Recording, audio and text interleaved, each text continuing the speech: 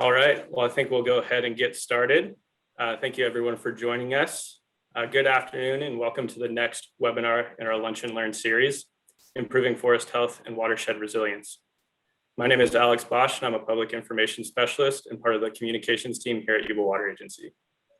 During the webinar, questions can be dropped into the Q&A box at any time. We've carved out some time at the end when our panelists can then answer those questions.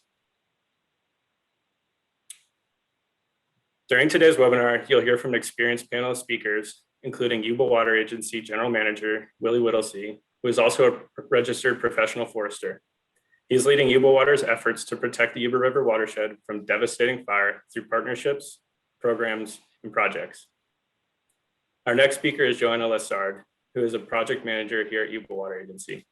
She is leading the agency's Watershed Resilience Program and is working to develop collaborative projects that support the objectives and goals of that program. You'll also hear from CEO and co-founder of Blue Forest Conservation, Zach Knight. Zach leads Blue Forest outreach program with foundations and the conservation finance community and leads engagement with the U.S. Forest Service and the state of California.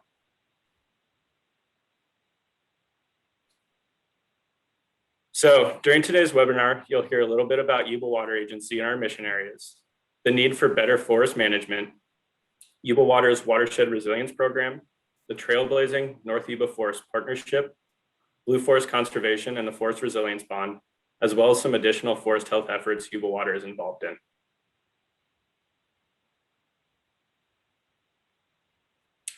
To start, here's a map that shows where Yuba County is located in California on the left. And on the right is a map that shows the Yuba River watershed. The Yuba River watershed stretches from the Sierra Nevada mountains all the way down to the confluence of the Yuba and Feather Rivers in Marysville, California. It includes areas in both the Tahoe and Plumas National Forests.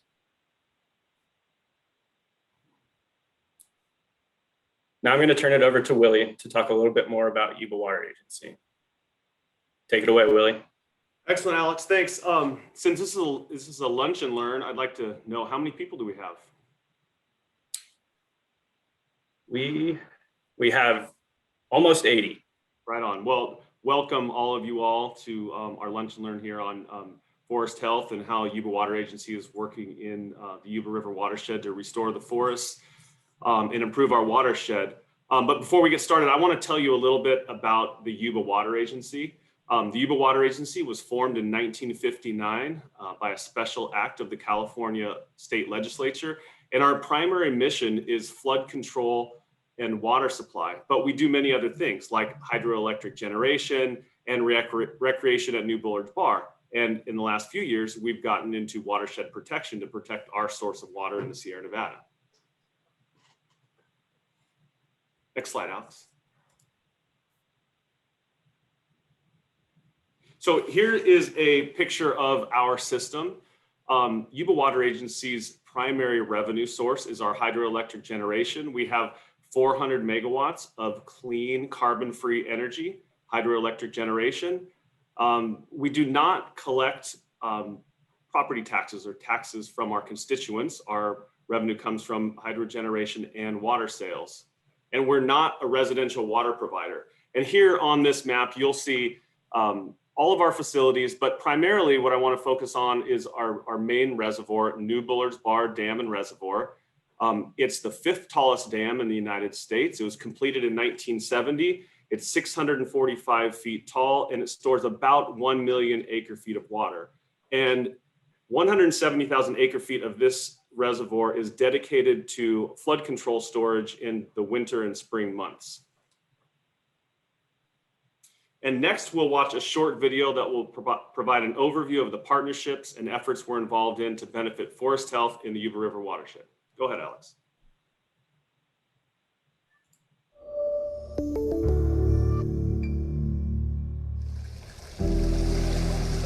To protect California's water supply, Yuba Water Agency is starting at the source. One would ask, why does a water agency get involved in forest management? Well, the Sierra Nevada forests are a major source of water supply for California. The Yuba River watershed and other watersheds like it aren't just vital, they're vulnerable. October 8th, 11:15, we looked out the back window. and the fire was all around us. It was just staggering, looking out this direction and just watching one home after another burn. Climate change and extreme fire threaten California's water quality and reliability, so Yuba Water is investing and collaborating to restore forest health across hundreds of thousands of acres, reversing more than a century of mismanagement, centering around aggressive logging practices, and suppressing natural fire. By excluding fire, the forests became overgrown, and we just haven't touched them. I like to say we love the forest to death. We have not created a situation that mimicked a more natural forest condition. No management is bad management, in effect. We started a program. We got people together and said, how can we help be a catalyst to get this work done? Yuba Water is pioneering a new approach. Our Watershed Resilience Program brings the smartest voices to the table, combining diverse, organic partnerships and thoughtful investments to create enduring restoration at a scale few have attempted. Our Sierra Nevada forests are a patchwork of ownership. You have some private land, you have some forest land, you have state-managed land. We all need to come together and really develop plans on a watershed scale so that we can have a meaningful impact going forward. The North Yuba Forest Partnership, a diverse group of 9 organizations passionate about forest health and the resilience of the North Yuba River watershed, is working on an unprecedented scale to collaboratively plan, analyze, finance, and implement forest restoration across 275,000 acres of the watershed. Practices like ecologically based tree thinning and prescribed fire make our forests far more resilient. These upfront investments protect our communities and safeguard our water supply, saving millions of dollars in cleanup costs that come in the wake of a megafire. The first-of-its-kind program provides comprehensive benefits to our natural resources directly linked to economic development. Yuba Water is partnering with nonprofit Blue Forest Conservation on the Forest Resilience Bond, an innovative financial mechanism accelerating the pace and scale of forest restoration. Without such strong partners, it wouldn't be possible to collectively tackle these challenges of wildfire risk to our forests and the protection of the natural resources, biodiversity, and water resources that these forests provide. A recent $4.5 million grant from CAL FIRE is further benefiting Yuba Water's ongoing efforts by supporting significant forest restoration treatments and biomass removal on 5,375 acres in the Yuba County foothills, all of which are adjacent to communities with limited resources for fire risk reduction efforts. And because of the desperate need to remove all that biomass from the forest after these treatments are done, and the lack of facilities in the area to do so, Yuba Water is supporting Camptonville Community Partnership's efforts to build a 3-megawatt biomass facility near New Bullards Bar Reservoir, which is located within the Yuba River watershed. This will turn forest waste into electricity and other products and create a market to incentivize more forest restoration. The future of forest management, working together to reduce fire risk and secure sustainable water, not only for the communities Yuba Water serves, but for the entire state. It's extremely important. If we don't, we're going to keep seeing what we've seen. We need to do everything we can to help create healthy forests, healthier watersheds, more resilient forests.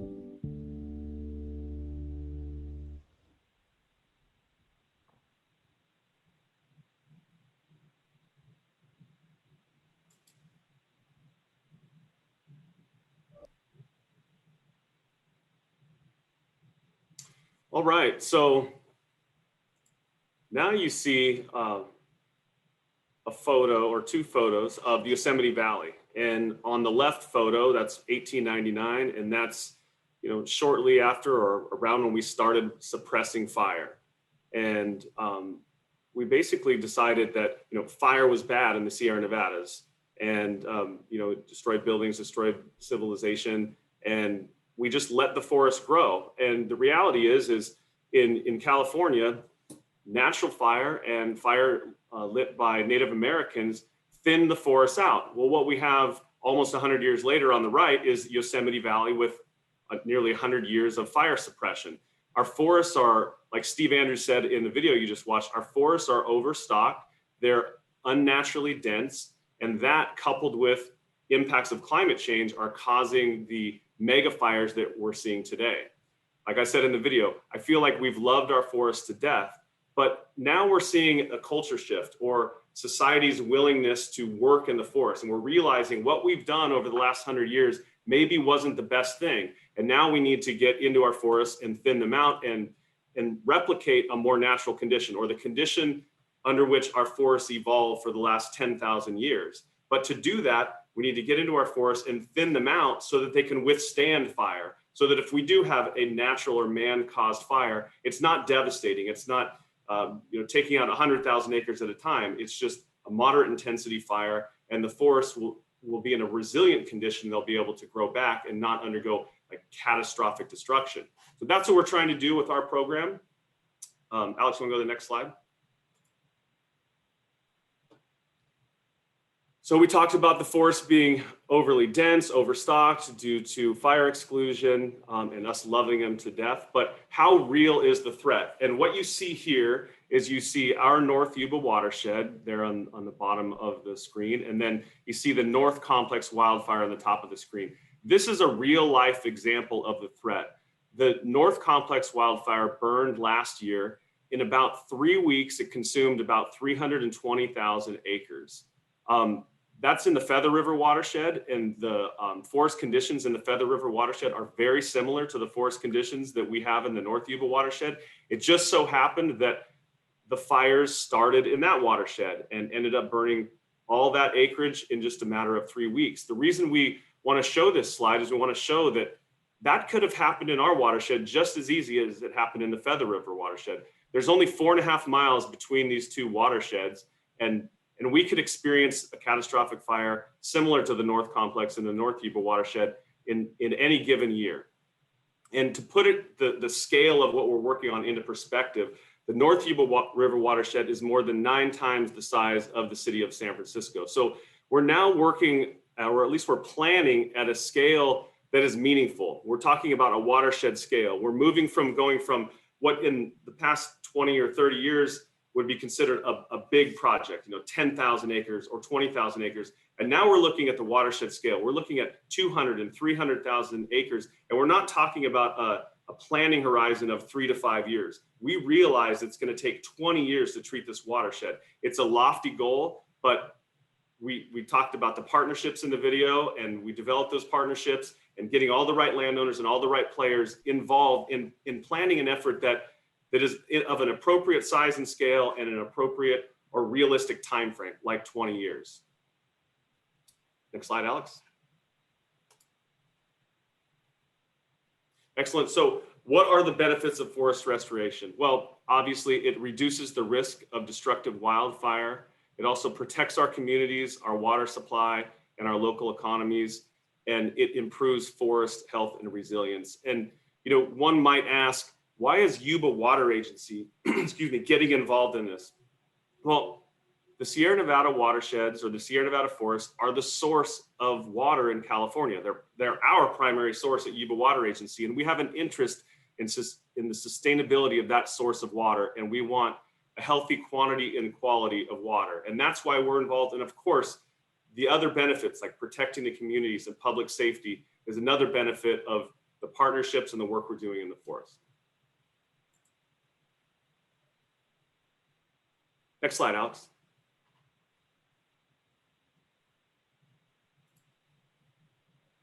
So now we'll hand it over to Joanna, who will talk more specifically about our Watershed Resilience Program. Thanks, Willie. Hey, everyone. Thank you for joining us. We have 96 participants. So any of you that joined late, I'm Joanna Lassard. I'm a project manager at Yuba Water Agency, and I'm leading the Watershed Resilience Program for the agency. So the video really hit a lot of the points that we're going to kind of go through in more detail now. And Willie just helped set the stage for what is the risk, why is the Yuba Water Agency involved and concerned about forest health. So now pretty much the whole rest of this conversation is going to be, what are we doing about it? And the primary way that the Yuba Water Agency is addressing this issue is through our Watershed Resilience Program. This program was developed in 2018 specifically to allow us to develop strategic projects to address the pace and scale of needed forest health work. So these projects are addressing catastrophic wildfire, they are protecting our local communities, and they're safeguarding our water supplies. These projects are all highly collaborative. Only through collaboration can we actually achieve any pace and scale of this work, because again, we're working across the scale of the entire Upper Yuba County and our source watershed. Next slide, Alex.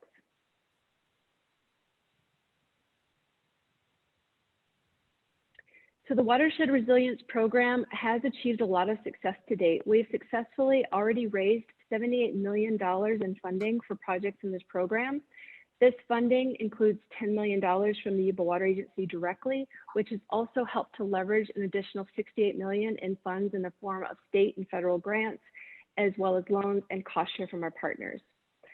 Speaking of partners, we have already over 19 official partners in our projects. These also include state and federal agencies like the U.S. Forest Service, CAL FIRE, local environmental groups, local community groups, tribes, local landowners, and timber companies. We currently have 7 projects included in the program, and through those projects, we have treated already 3,500 acres. And those treatments are kind of what we've already mentioned, thinning the forest, removing ladder fuels, creating fuel breaks, where possible, actually doing prescribed fire. So those are the treatments that have already been completed. And we're also working to plan additional projects across 280,000 acres. Next slide, Alex.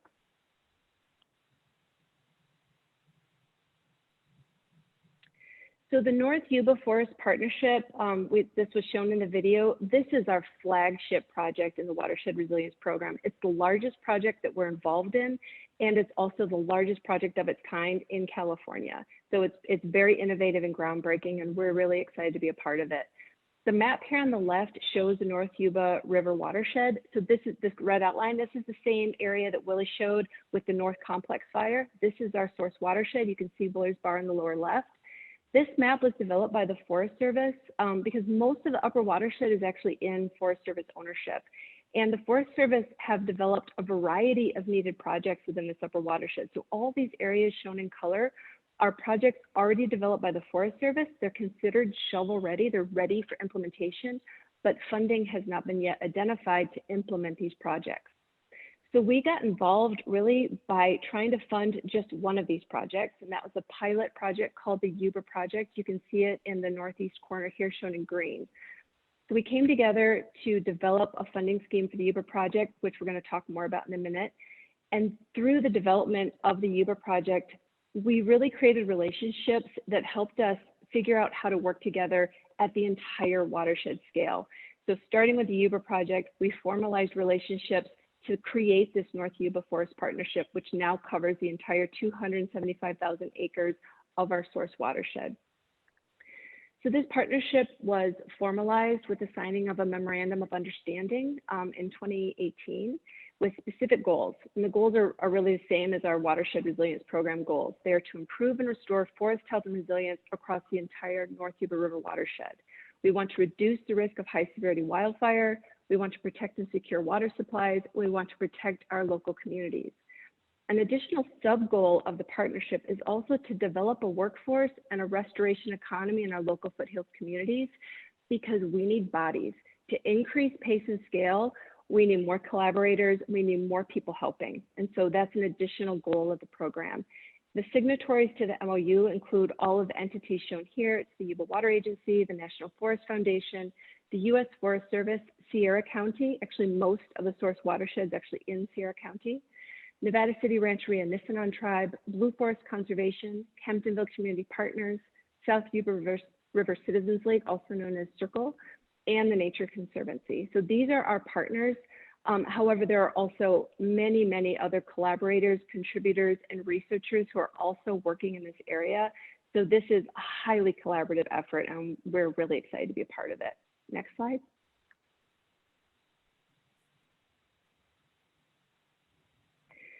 So the first thing that the partnership did was create a structure to work together. We established a steering committee and then several subcommittees: planning committee, finance committee, implementation, and communications committees. These committees meet monthly with membership, again, from many collaborators as well as all partners, so that we can maintain momentum in all of these areas at once. these are very action-oriented meetings, and this work is really catching steam, and so we're really making great progress. Collectively, we have already successfully raised millions in funding to implement those previously planned forest health projects. So those areas that were shown in color, we've already raised quite a lot of funding to start implementing those projects. And we've also raised funding to develop projects in areas that have not yet been planned. So the white areas that were shown on that map are currently being planned for new projects. And so we have funding to also complete that planning. We're also piloting the first ever forest resilience bond for the Yuba project. So I'm going to hand it off now to Zach Knight from Blue Forest Conservation to tell you more about the forest resilience bond. Wonderful. Thank you so much, Joanna. That was such a great presentation by both you and Willie. Welcome to folks that are just joining us. I see we're up to 97 here. For folks who are joining a little bit late, my name is Zach Knight, one of the co-founders and serve as CEO for Blue Forest Conservation. We are a 6-year-old nonprofit, and we're funded by private foundations like the Rockefeller Foundation and the Gordon and Betty Moore Foundation, as well as the federal government with the Department of Agriculture and the EPA. And we worked with a series of partners, specifically the U.S. Forest Service and a nonprofit called the World Resources Institute, which is an environmental think tank focused mainly on resource economics and helping value nature in many ways, to create the Forest Resilience Bond, which in short is a public-private partnership that allows us to bring in financing from investors like insurance companies and some of the foundations that I mentioned to cover the upfront costs of doing these treatments and helping make our forests more resilient to fire, but also securing water supply, ensuring that there's clean air across this airshed and some of the rural job aspects that Joanna talked about. And then we allow all the groups that benefit, which includes obviously the Forest Service, state agencies in California, water and electric utilities, flood control districts, luckily wrapped up into one with the Water Agency here, as well in the future, potentially private companies as well. And we bring all of that together to ultimately repay investors. So what we're doing here is working with the agency and all the partners to identify funding sources and then make all of that funding immediately available so that we can accelerate the pace and scale of this work. It's been great working on the pilot project. We're just over halfway done with that pilot project now. And it's worth noting that work started in 2019 and will wrap up next year in 2022. Had the Forest Service taken on this project alone, there was no funding available for it, and they estimated 10 years to implement that project. So you can see some of the success points already. And excitingly, with a commitment from the Water Agency of $6 million over the next 10 years, we are launching the Yuba 2 project, which will wrap in 3 of those planned actions, those different color boxes you saw on Joanna's prior slide. That's going to treat over 26,000 acres and protect about 50,000 acres in and around Camptonville and lower parts of the watershed. So we're really excited about that project as well. Next slide, please. Great. So what we want to talk about in the Yuba project, it's not just what's been completed so far, but how does this model work and how do we leverage funding for the Water Agency? This was a $4.5 million project or thereabouts, which did include some timber value that was taken out of this project. So there's people working on all different aspects of this work, which is really exciting to see. The Water Agency actually made the first commitment ever to a forest resilience bond of $1.5 million. And again, that $4 million project will be done next year, which is really exciting. One thing I want to point out for folks that are up in that part or recreate up there is that the meadow restoration is actually taking place this year. And this is another aspect of these projects. This isn't just thinning and burning, it's full ecological restoration here. And things like meadows are hotspots for biodiversity, but also from a water perspective, help store and clean that water as it moves through the watershed from snowpack ultimately into the reservoir. I think what's also really compelling about this project, it's a huge priority for us at Blue Forest, and I think I could speak on behalf of the Forest Service as well, is utilizing some of the biomass that's coming off these projects to generate electricity or create other value-added wood products while also creating jobs in the future. And it's great to see the work of groups like CCP, the Camptonville Community Partnership. It's working with the Water Agency to make that happen. Next slide. Great. So as I mentioned on that first slide, we've got the map here again, and it's in that corner circled in red. We're going to be able to take actually a brand new project that the Forest Service just completed, the NEPA, the National Environmental Policy Act, planning and permitting on late in 2020 is the Trapper project that you see there in yellow. That's a large project with a lot of treatment acres and a lot of prescribed fires.